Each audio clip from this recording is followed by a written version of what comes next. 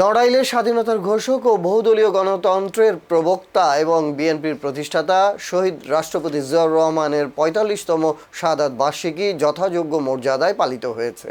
শনিবার ৩০ মে এ উপলক্ষে জেলা বিএনপির কার্যালয়ে দোয়া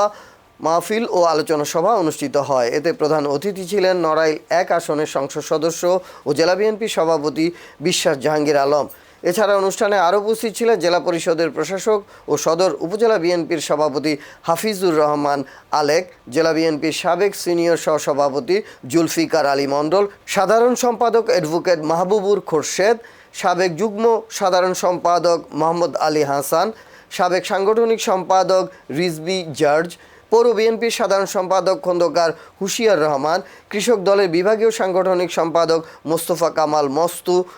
জেলা শ্রমিক দলের সভাপতি মুশফিকুর রহমান বাচ্চু, জাতীয়তাবাদী জিয়া মঞ্চের আহ্বায়ক শেখ মহিতুল ইসলাম রানা, জেলা যুব দলের সভাপতি মোহাম্মদ মশিউর রহমান সর্দার, সাধারণ সম্পাদক সাদাত কবি রুবেল, জেলা ছাত্র দলের আহ্বায়ক মাহমুদুল হাসান ও সদস্য সচিব মোহাম্মদ মামুন সহ বিএনপি ও অঙ্গ সংগঠনের নেতৃবৃন্দ।